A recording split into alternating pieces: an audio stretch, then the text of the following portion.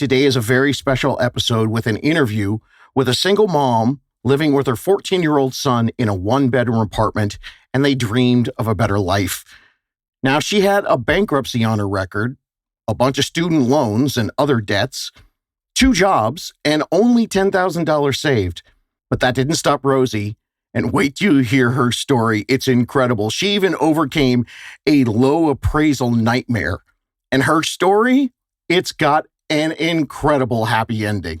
Let's do it. How to Buy a Home educates, protects, and connects first-time home buyers to qualified vetted realtors in their area. Whether you're looking for DIY information or step-by-step guidance, How to Buy a Home is the #1 resource for first-time home buyers.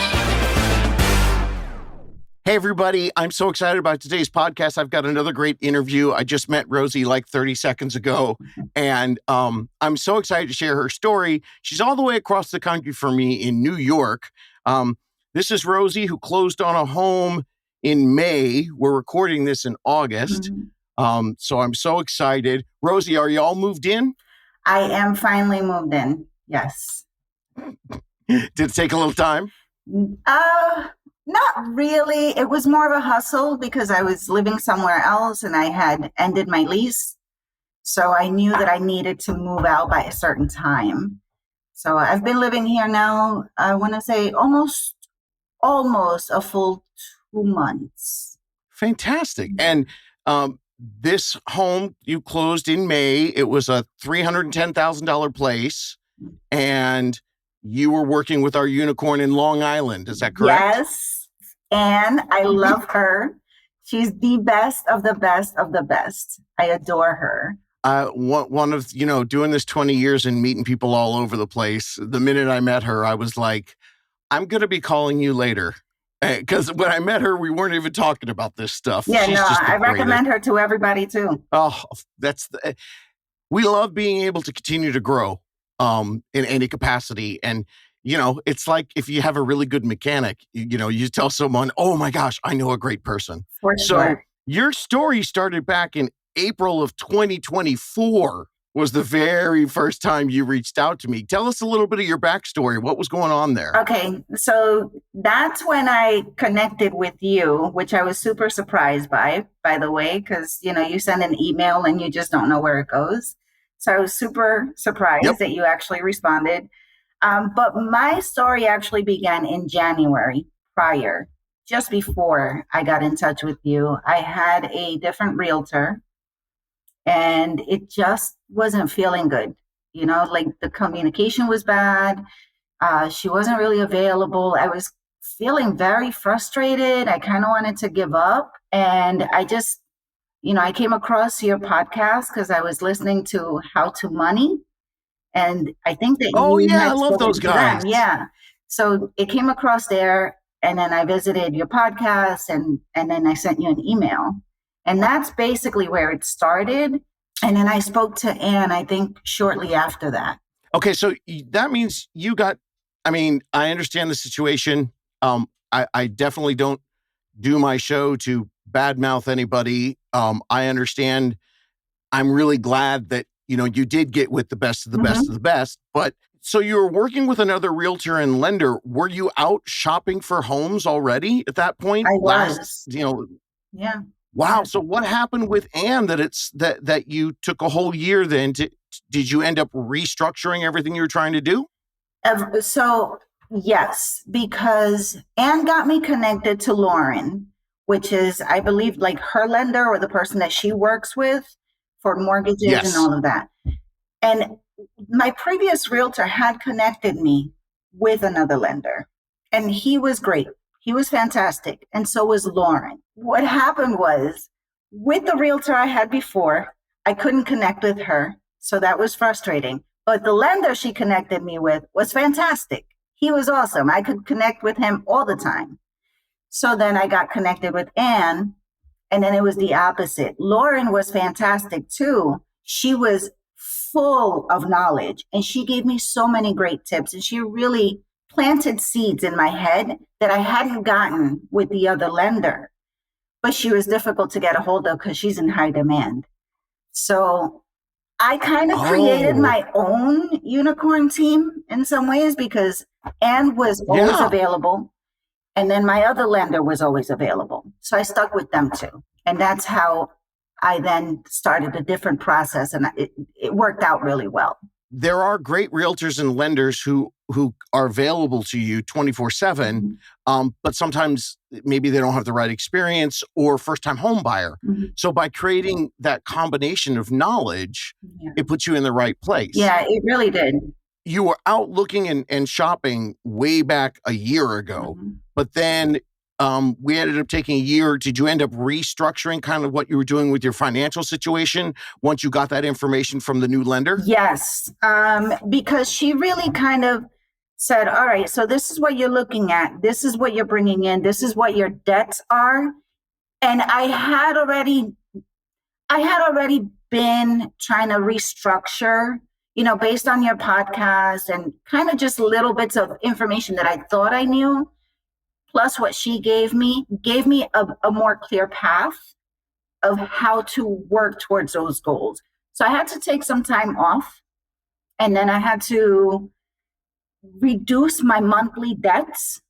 So in some cases I had to just eliminate my debt fully with one part. And then I had a car loan, and my car loan, I was doing fine with maintaining the payment on it, but it was higher. And because it was higher, it was allowing me to borrow less and really afford less. So with her guidance, I kind of looked at that. And then I listening to your podcast, I also realized that I could still pay off the debts and also still save.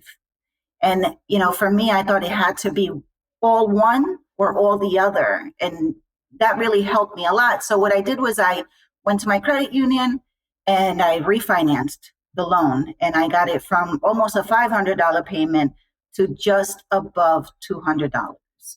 So that helped. That's huge. Huge. It made a huge difference. $300 is going to get you like $50,000 more in your loan approval. Yeah. It was a huge difference.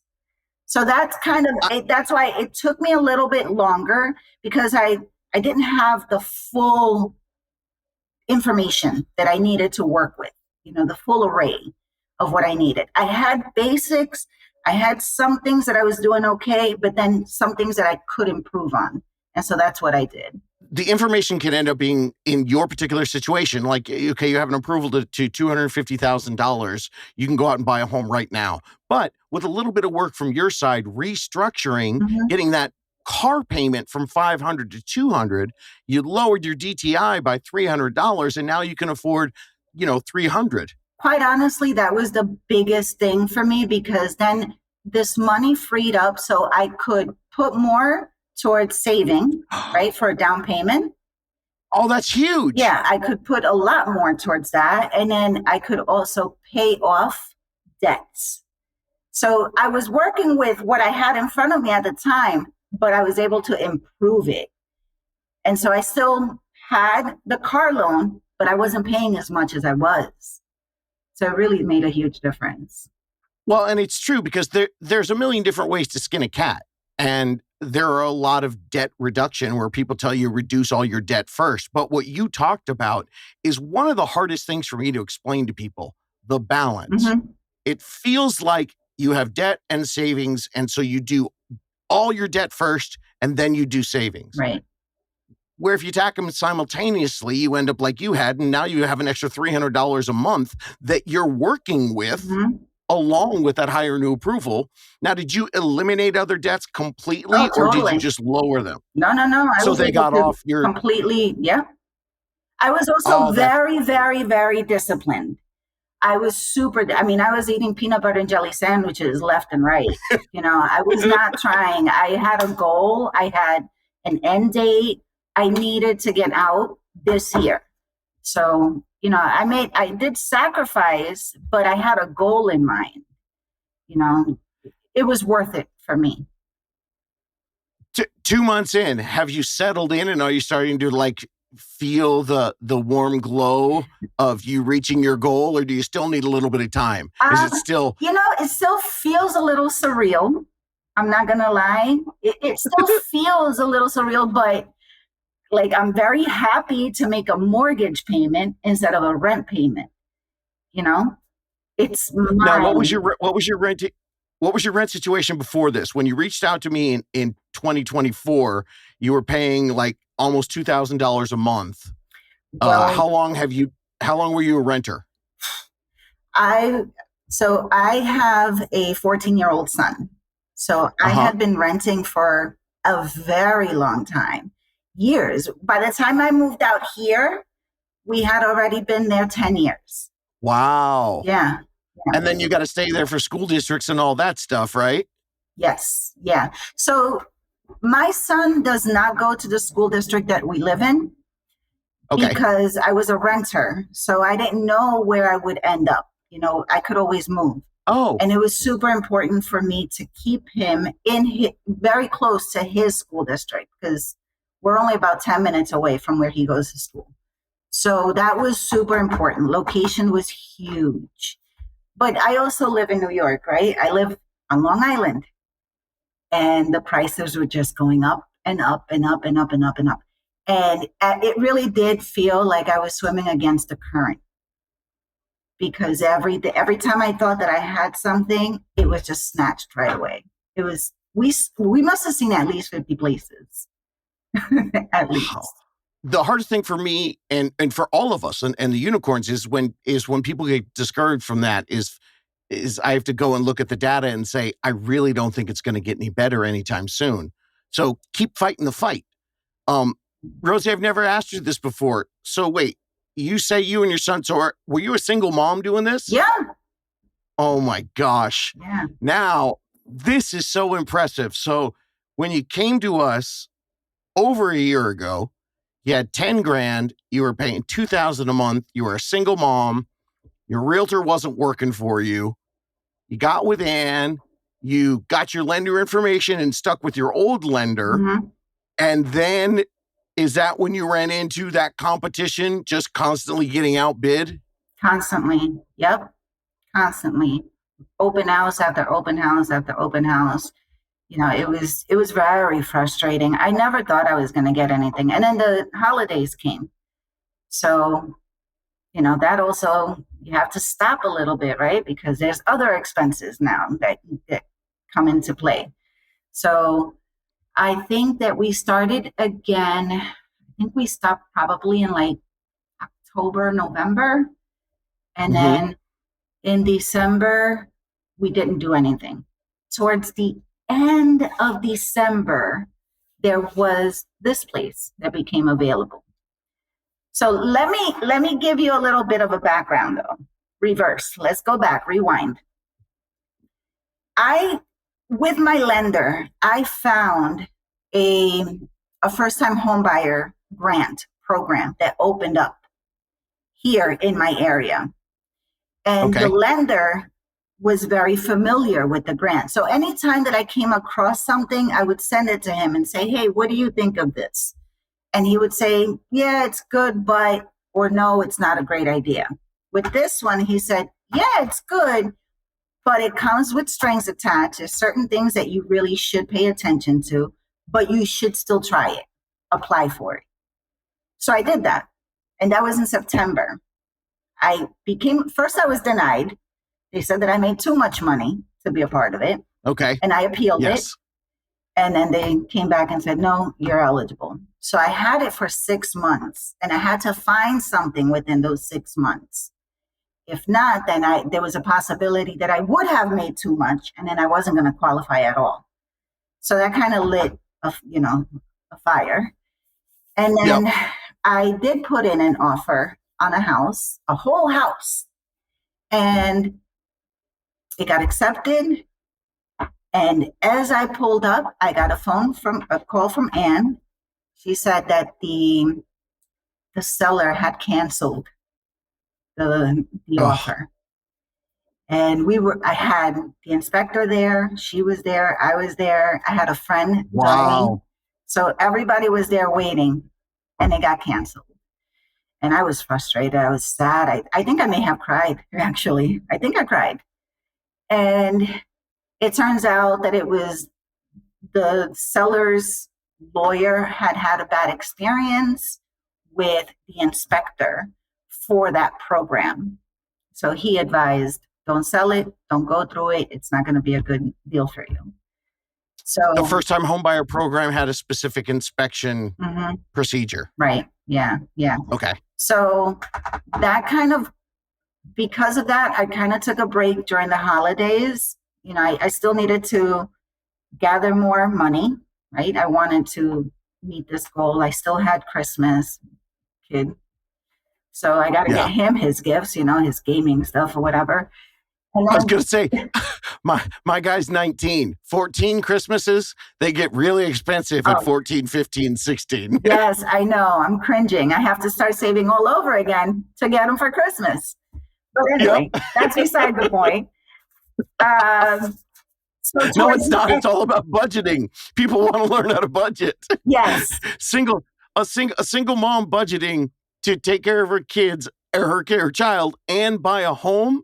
That's why people listen. Yeah, no, it was not an easy process. It really wasn't. But it had to happen. You know, I lived in a 1-bedroom apartment before we got what we got. And at some point, it's not cool to share the bedroom with your mom anymore, you know? So how big's your place now? Oh, I did really good. I have a 2-bedroom, 2 full baths. Yeah, 2 bedrooms, 2 full baths. And it's huge. I mean, for us, it's big. But I did have to compromise because I was looking at houses, but the reality for me is I have zero interest in learning how to do any backyard, you know, no mowing. I got a 14-year-old. He's not going to do it. I'm not going to teach him to do it. I have no interest. So when it came down to it, a co-op was better for us. You know, I would much rather pay for the maintenance and have everything taken care of out there. I'll take care of everything on the inside. But for us, it made more sense. You know, I also work 2 jobs. So I don't really want to spend my weekends doing, you know, house stuff outside. It's not for me. In real estate, we call those low maintenance places. And, you know, I will have clients that are from other parts of the country and they don't know what we do here on the coasts where, you know, we've lived in smaller places or more urban places. Yeah. But explain how the co-op worked for our people who don't know what a co-op is. So the co-op, first we put in the offer, right? We got the offer accepted. But after that, you also have to go through a board. So you have to get accepted through the board. So you could put money down, you know, for the offer just to stick. But then you have to meet, first of all, you have to apply. You have to complete a full application, which comes with fees also attached. Then after that, they don't even want to talk to you until you have the money, the application, and all the documents.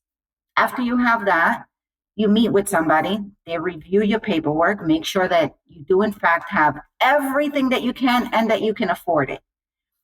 Then after that, they connect with the property manager and you schedule an appointment to go meet with them. And meeting with this one person is like meeting with everybody because this person represents the whole board.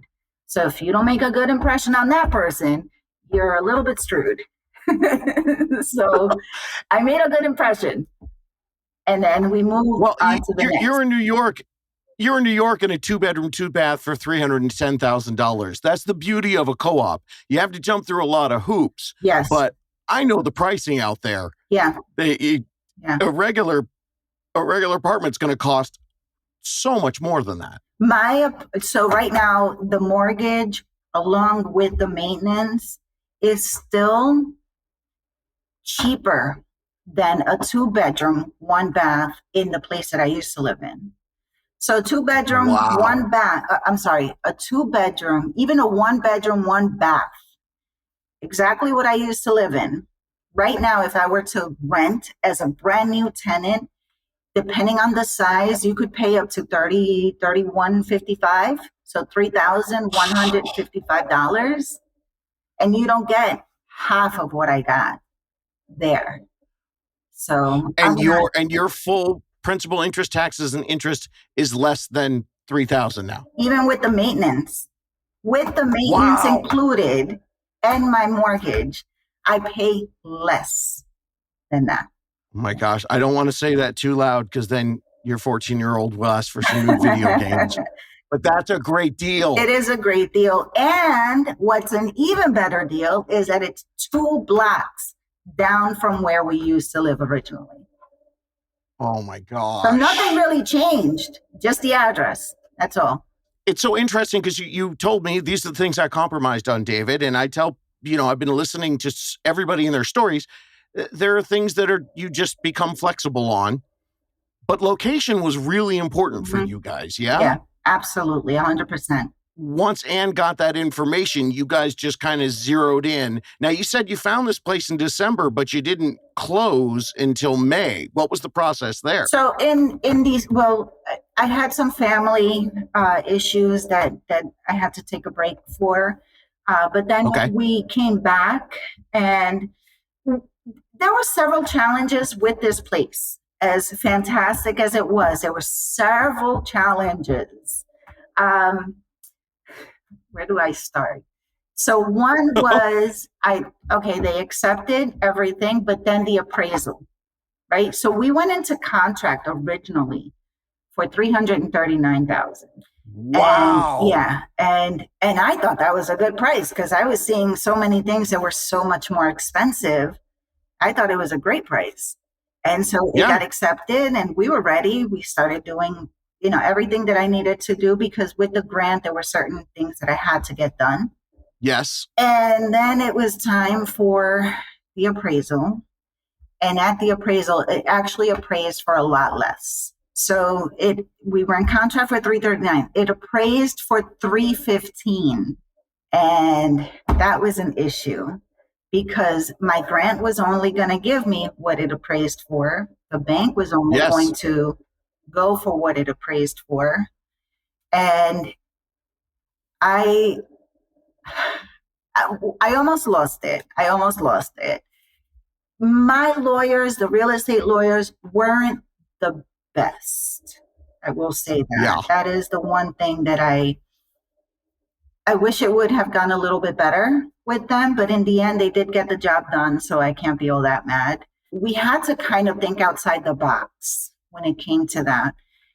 I had gotten information that I thought was correct, and I spoke to the seller, and he agreed to go down and meet me halfway to $325. But that was before I learned that the bank wasn't going to give me $325. Yeah, they're only going to go to the appraised value because you're attached. I had no idea. I didn't know that. But I had heard about something else. I guess, I don't know what the name of it is, but there is something that you could kind of like finance the remainder with the seller or something. I don't know what the name of it is, but it's something else. And I approached my lawyers about it, and they said, yeah, that can be done, but you can't do it with your grant. So, we're not going to push for it because then it would be fraudulent. So I was like, okay, great. So then I had to talk to the seller again by myself because I didn't know if what I was going to offer was going to be shady. So I didn't want to get anybody in trouble. But I was able to negotiate with him where he did sign off on the $315 sale, and I still paid the $10,000 over that to him. In a promissory note to him that is a carryback that you're handling after the purchase. Yeah. Wow. Yeah. And then how much was the down payment assistance grant for? The down payment assistance grant gave me, I put down 5%. So whatever that is, 16 something at the $339 price.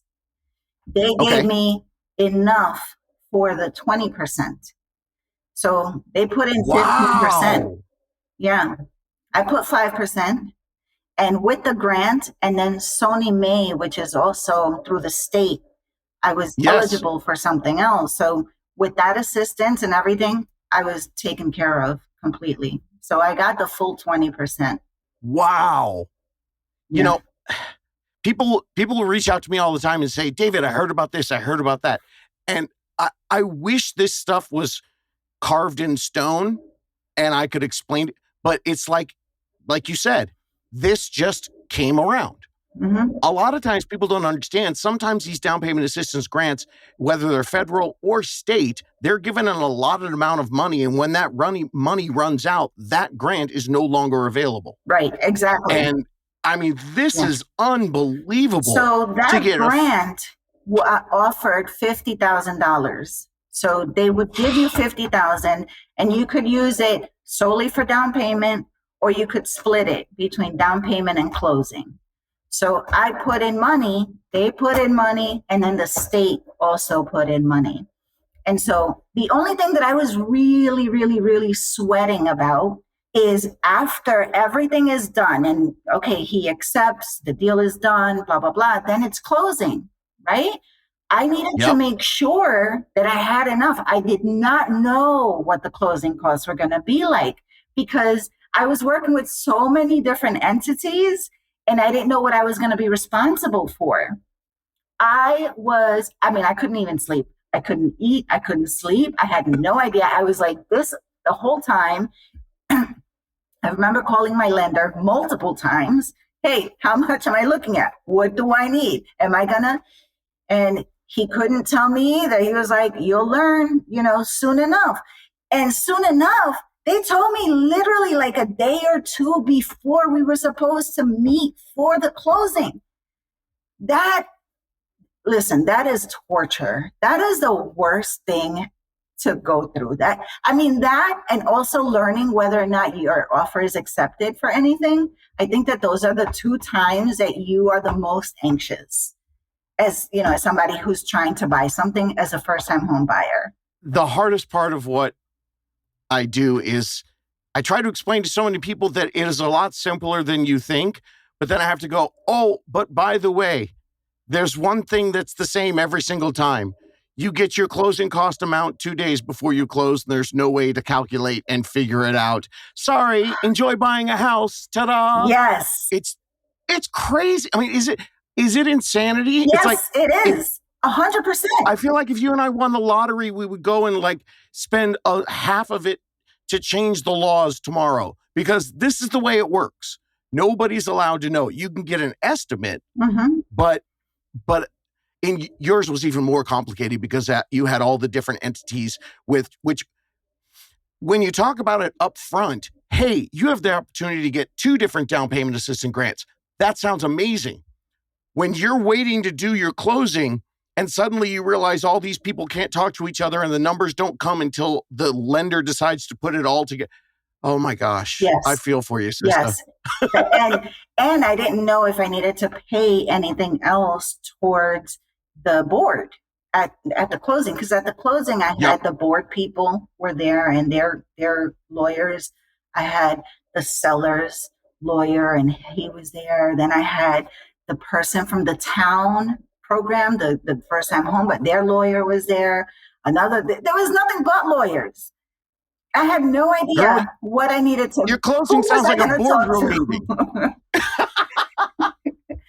They didn't even allow the realtors in there. It was only the lawyers. So like Ann couldn't be there. I was it was horrible. It was horrible. But at the end, listen to this. I made out like a bandit because I had saved so much money, not knowing how much I was going to have to pay at this event. They actually gave me money back. I got money back. Oh, yeah. Because I overpaid something and I got money back.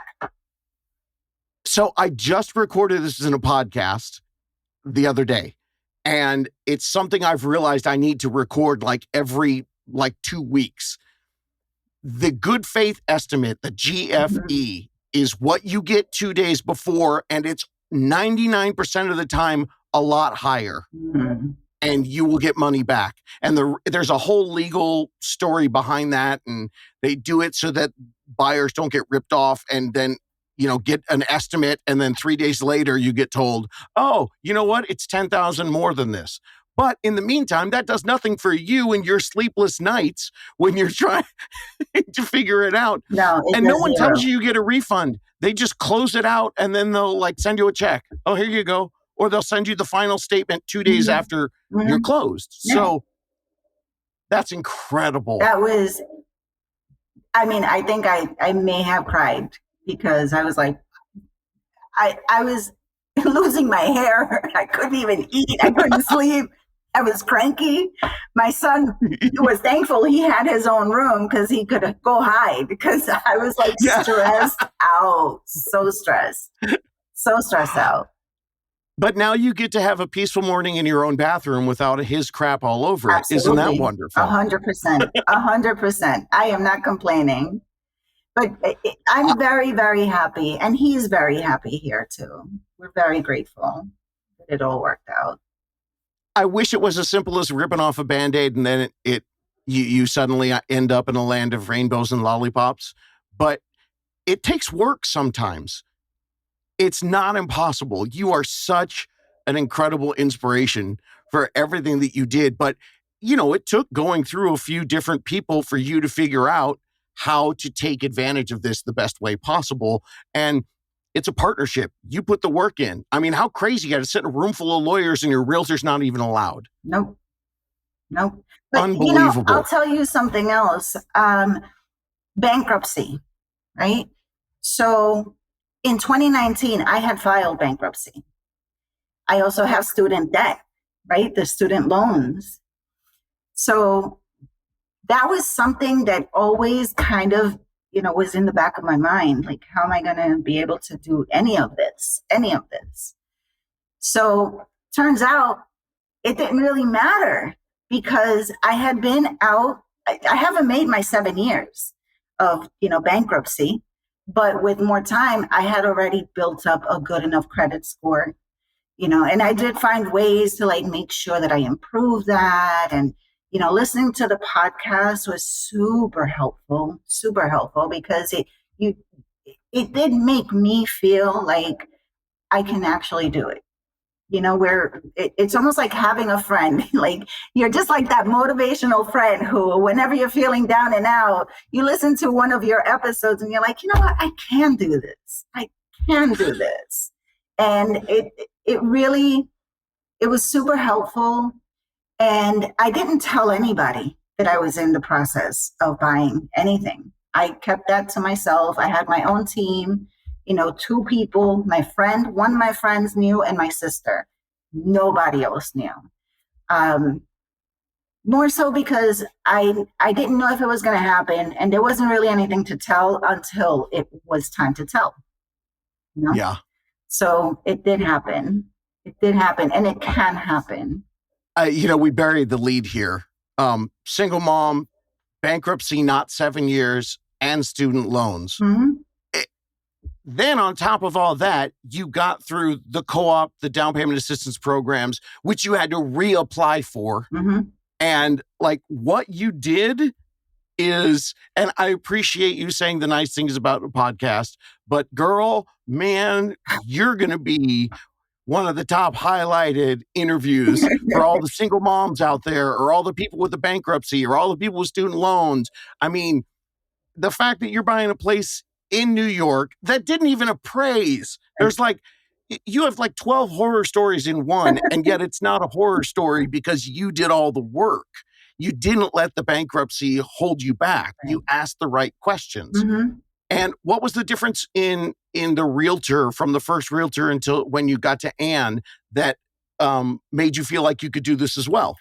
Let me tell you, Anne was probably the most instrumental in everything because, first of all, she's super real.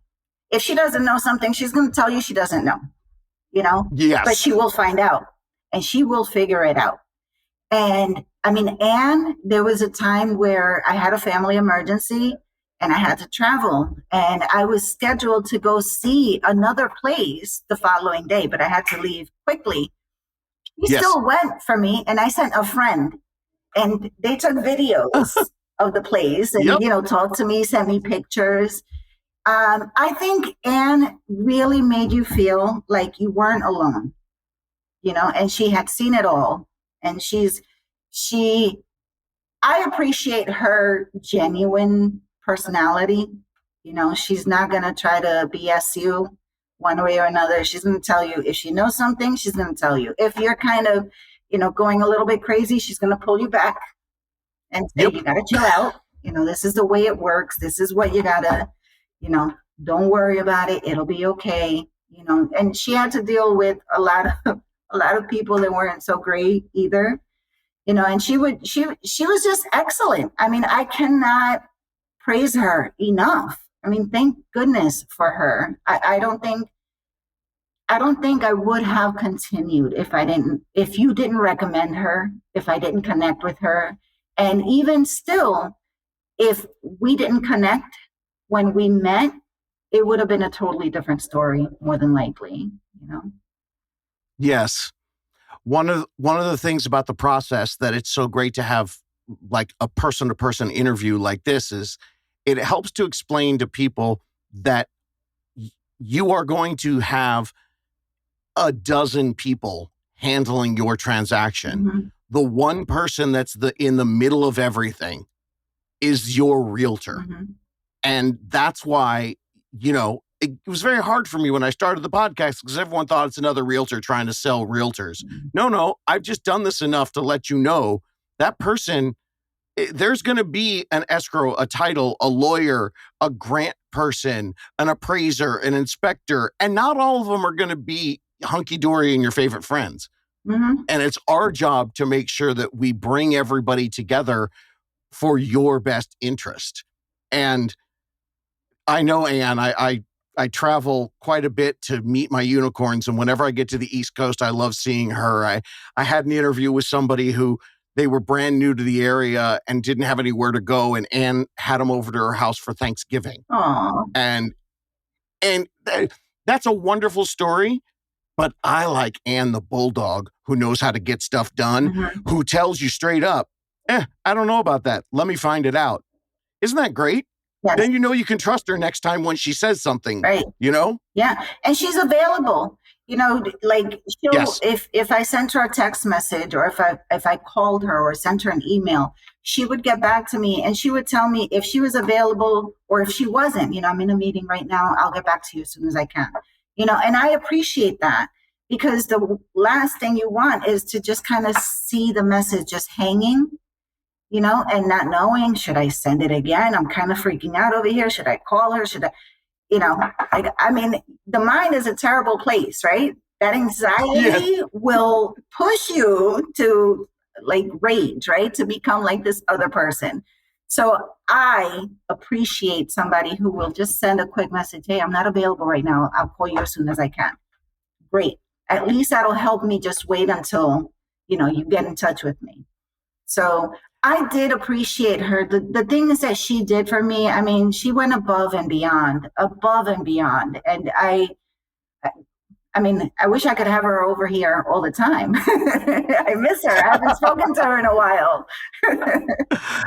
Isn't it weird? You're like best friends for 60 days and then it's over and it's like, oh, wait a minute. Where'd my buddy go that I text 5 times a day? I know. It is very weird. It is. But I mean, she was fantastic. And she understands that you're a single mom with 2 jobs. Yeah. And when you reach out, that's important. Yeah. And you're going to be told, you're not going to be blown off for a couple days. Right. You're going to be told, I know you have a lot going on. I'll get to you when I can. Yeah. And then you get attended to. Yeah. I mean, we saw some horrible places.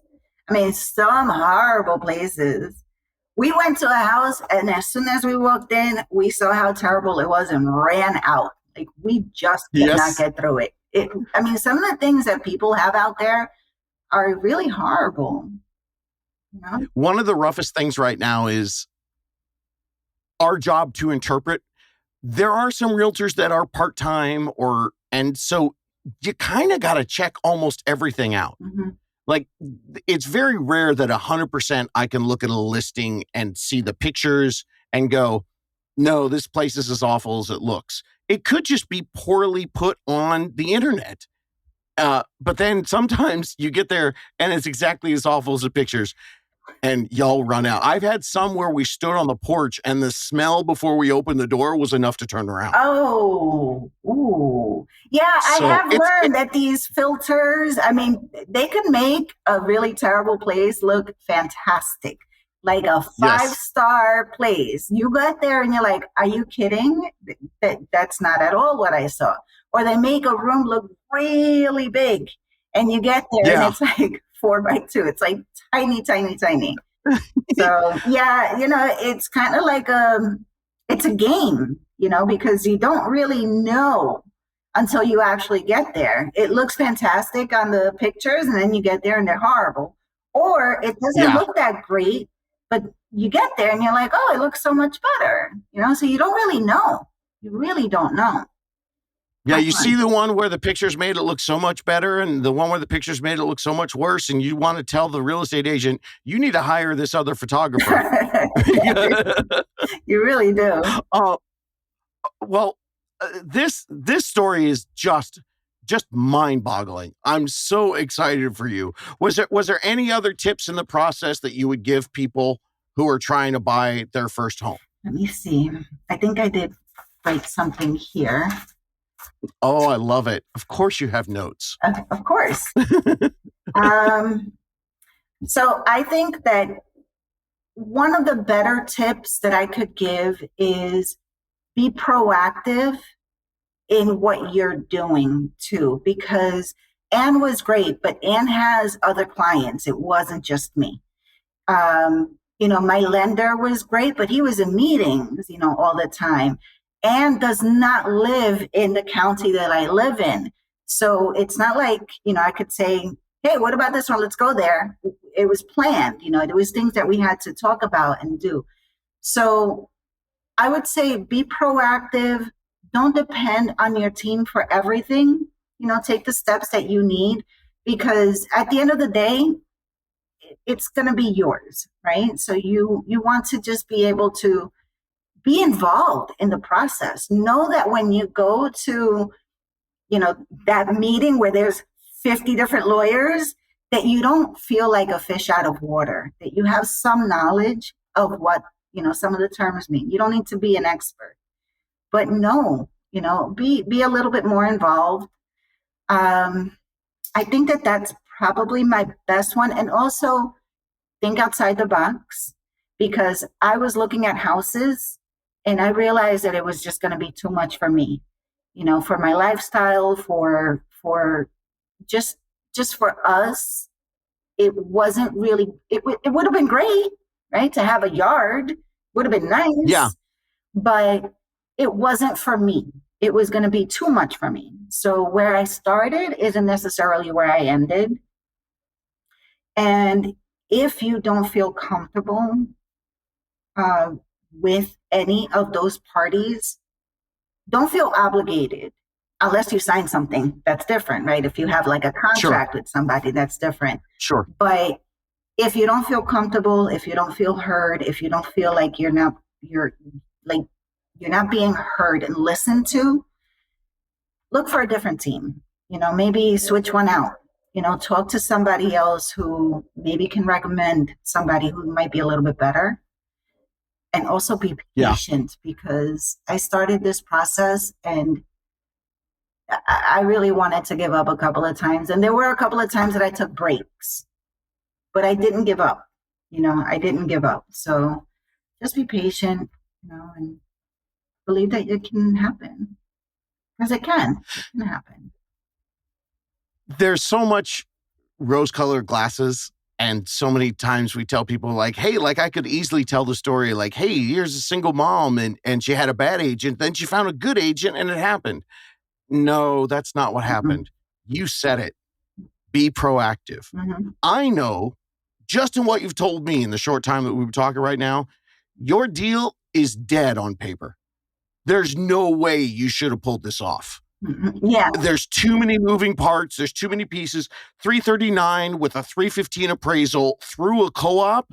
There's no way. In a market like you said, where there were multiple offers on everything and where you thought 339 was the correct value. I know this shouldn't have happened. This happened because your level of input and work combined with an experienced team Mm-hmm. equals you getting a place for way under value, and now you both get your own bathrooms. That's incredible. Yeah. Yeah, it really worked out. I'm very, very grateful that it happened.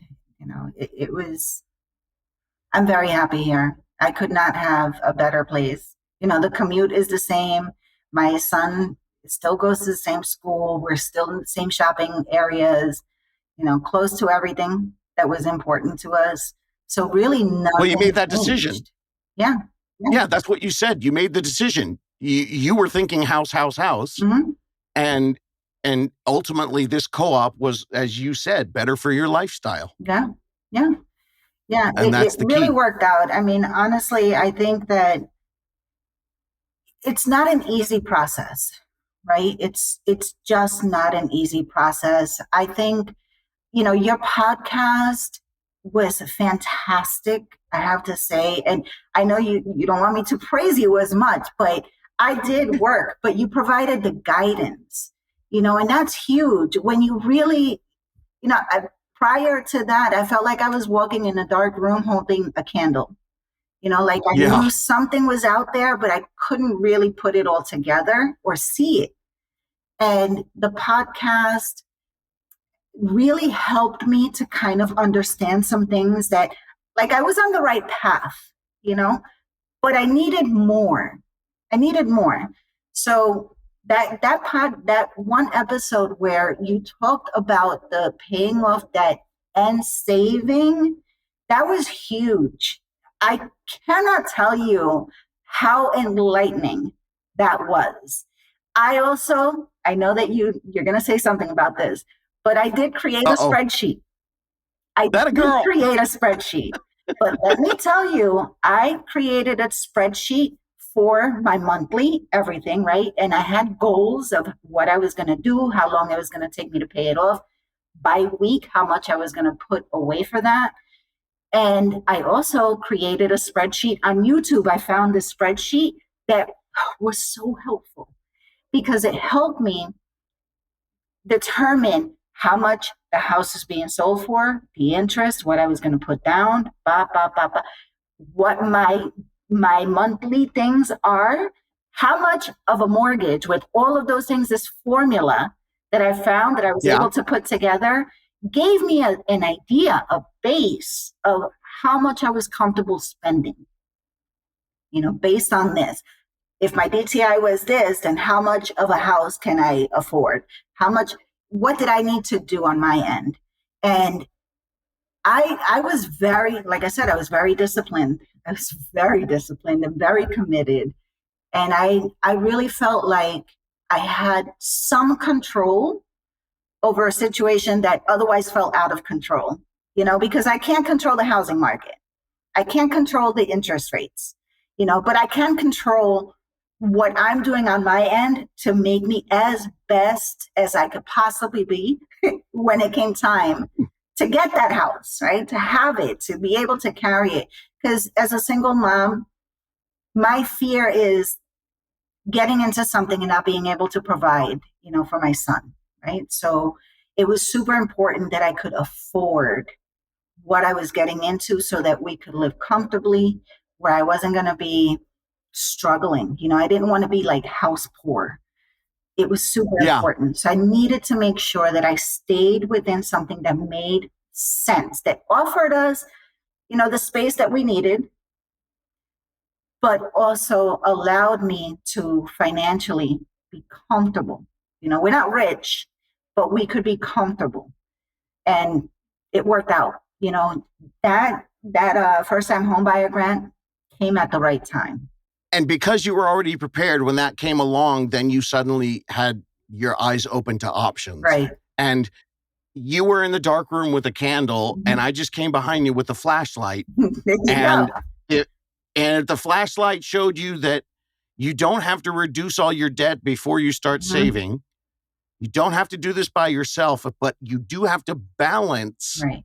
And if you create your own spreadsheet to do that, awesome. You have to balance how much do I pay down while I'm trying to save at the same time. And then you get to the very end, you don't know how much your closing cost is going to be, and you end up with a refund. Yes. And here we are, happily ever after. Here we are. And I've made 2 mortgage payments already. And I've never been happier to make a payment like that in my life. I'm super happy. I got no problem. And it only gets easier. And it only gets easier from here going on. This year, first year is the toughest time you have to pay your mortgage payment. After that, it gets easier. And because your interest rate's never going to be higher than it is right now, and it's never going to go up. So no, and we got a pool. Oh my gosh! Again, bury the lead. Huh? You got a pool. Yeah, which has got to be great right now because I don't know about you, but it was like 97 here today. No, it's super hot over here. Oh yeah, we've been having heat waves left and right. Super hot. That's awesome. Yeah, no, it's been great.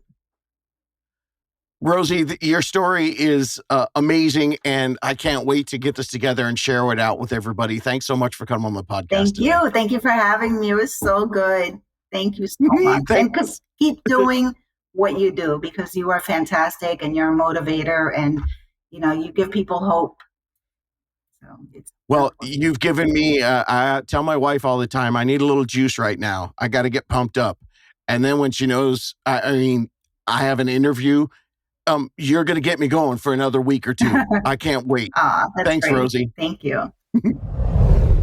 Got to tell you, Rosie's going to be one of the reasons I keep getting up in the morning and making sure that everybody gets the education they need and an opportunity to work their part and then find a partnership with someone who helps them work all the ins and outs so that someone like Rosie, who on paper doesn't look at all like she should have been able to buy a home, is now sitting in the dream home for her and her son. If you've got questions and you want to start your Rosie plan, just go to howtobuyahome.com and ask David. Keep going, gang. Rosie did it. You can too. You can do this. Looking for more DIY education or your own personal step-by-step guidance through the home buying journey? Since 2019, How to Buy a Home has been the #1 resource for first-time home buyers. So visit howtobuyahome.com to get started.